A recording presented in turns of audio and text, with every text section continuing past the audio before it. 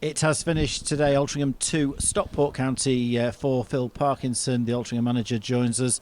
Phil, I think we have to look at that game as very much two games, because it was two games. And the first half performance you must have been absolutely delighted with.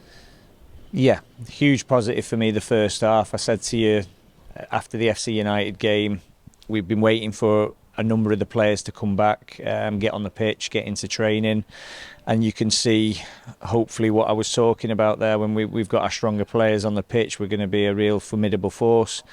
But ultimately, where you're saying it's pre-season, and some of them players, they've had a couple of training sessions and 45 minutes now, so we've got a set programme for them, and we'll stick to it, and hopefully come the start of the season, as I said, not that I want to lose every game, but if we lost every game pre-season and we hit the ground running come start of the season, I'll be absolutely delighted, because that process will have worked. And we scored a terrific goal. It was really well worked, and I thought we controlled the game in and out of possession in the first half, even when they did have a lot of the ball. I felt we dictated where they were going to go with that, and we dealt with it really well. And I think the biggest thing I'll take from it is Stockport changed their shape, so we imposed our shape on them, and that's great from their viewpoint that they can do that. But I felt we made them do that with the way we played. And listen, we're playing Stockport, and they're a fantastic outfit. Charlie's one of the best managers, like at these levels and above, that you'll come across. So he knows exactly what he's doing. His staff have got him well drilled. But ultimately, it was a chance for us to test ourselves against the best. And I felt first half we really showed what we were capable of. I think the thing for me that was particularly impressive was a year ago we played Stockport County, and from the first minute to the last they were the better side, and a very, very good side who went on to have a really good season. This year we fully deserved that lead at half time, and I'm sure there were a few harsh words in the Stockport dressing room, because we really performed very, very well. But there's definitely some progress there over 12 months. Oh yeah. Well, there should be, shouldn't there, when you look at the lads we brought into the squad, and I think everyone was really excited when they were coming in, and probably really dejected after the last couple of results. But it's pre-season, the bedding in, the gelling in. We were nowhere near what we were going to put out on the pitch tonight against FC. I thought we were unlucky against Lancaster in terms of that game could have easily gone the other way. It's the way it goes sometimes, particularly first games. But tonight I felt we wanted to put sort of a stamp on it in terms of when we were anywhere near the lads that we can put out, can we compete with the best?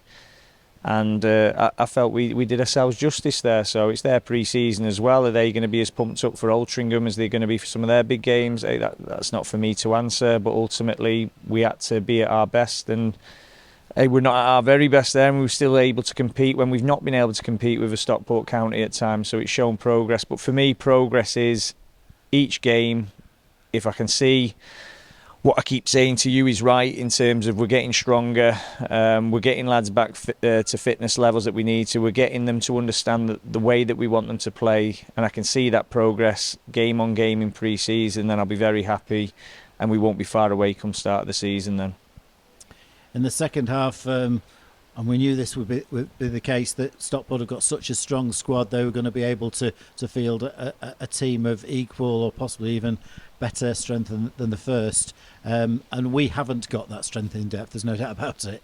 No, we haven't, because we've invested heavily in probably the starting 11, 12, 13 players, and some of the lads who were here last year continuing.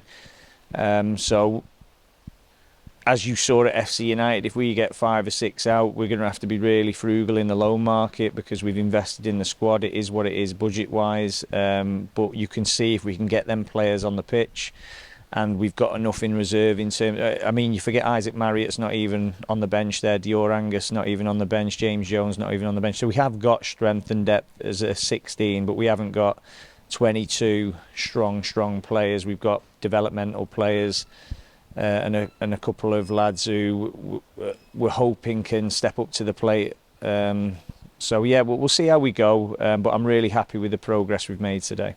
Stockport was certainly at it from the first few minutes of the second half, and looked likely to equalise and win the game. Disappointingly, the first 2 goals certainly we were not happy with. I'd say 3. The fourth one's the only one where I felt like they created an overload and scored a good goal. I thought the first 3 were very avoidable and were mistakes, particularly the first 2.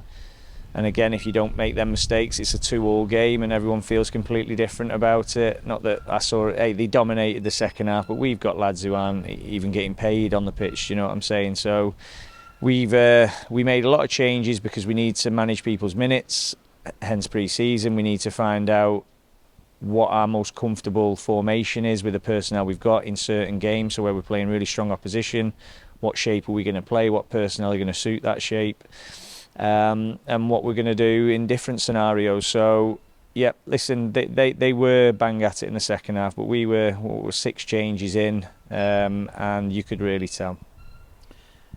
The second goal, there's no doubt about it, it was a bad error by Ollie Byrne, but errors like that happen all the time, and I'm sure you're not too worried about the error itself. It's more about how Ollie deals with it going forward. Yeah, he's just having a little moment in time, isn't he? And they all do that, but unfortunately I've been in front of you many times, be it Tony Thompson, obviously and Ollie Byrne. Those are the 2 main keepers I've had in my time here. Tim Deasy to a degree when I first came in. When they make a mistake, it ends up being a goal, and Ollie's devastated in there because he knows he's probably had a really good game, but people will just remember that he's let a shot in that he should save. And listen, I've backed Ollie all the way. He's just got to get on top of his form, and if he does that, then we all know what a good keeper Ollie Byrne is. It's a good point to mention Tony Thompson, because there was a time in his career at Altrincham Football Club when it looked as if he might not make it, and he got through that, and he developed, he got better, and and in the end was an outstanding goalkeeper. Yeah, well, Ollie's very young still as well, and people say I make excuses for players at times, but I don't. I just understand the situation that they're in, or the time in the career that they're in. So I think when people take a step back from being a fan and look at it as a player that represents Altrincham, who it means everything to that player to represent the club, they understand if he's having a tough time, but they can have short memories and they forget the times that they bail us out as well. And for Ollie to be a top keeper, that's what he's got to do. He's got to bail us out when we're under the pump, and he's got to eliminate those types of mistakes. But I can't remember, the reason Ollie's still an Altrincham keeper is he doesn't make many of them mistakes. So unfortunately he's having them at one time in pre-season. So the FC United, he knows he didn't cover himself in glory that game. And tonight I thought he really stepped up, because it could have been a real difficult situation for him, because I know he was feeling a little bit under pressure from all the comments about him. But he knows he's under the microscope as well. He's an Altrincham lad. It probably hurts people even more if Ollie's not at it, because they want him to do so well, and it probably comes out the wrong way. So all I can say is he loves this club, and he certainly doesn't do it deliberately, and I think he's a very good keeper. It's just for me, persevering with him and knowing that he'll get back on track, and he certainly will. The game's finished on a bit of a high with a terrific second goal for us. Yeah, I thought Justin showed what he's all about, and he's probably a casualty of the shape there. Listen, we play with wingers, don't we? So against certain teams this season, we will play a slightly different shape where we'll have an extra defender rather than an extra forward on the pitch, and now and again one of the wingers won't play. So today it was Justin, it might not be him another day, but ultimately I brought him here for that end product that he's demonstrated. He hasn't had much to play with. He showed great athleticism at times. I think he gave him a real scare. I mean, you just look at what him and Justin Donner were brought to us today in terms of that pace and power that we haven't seen yet, because they've not been on the pitch together.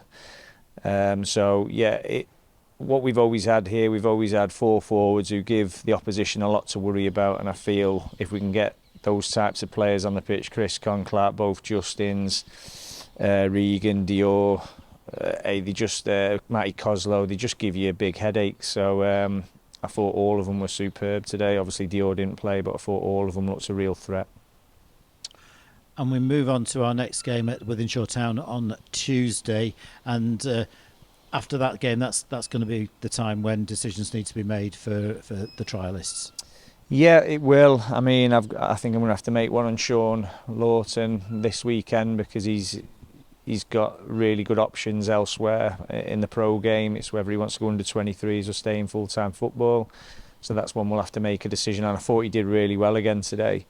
and Kwame and Keelan obviously are the standout ones that I need to be speaking to after with them, sure. So they've all done really well, give us something to think about. We've just got to make decisions on them now.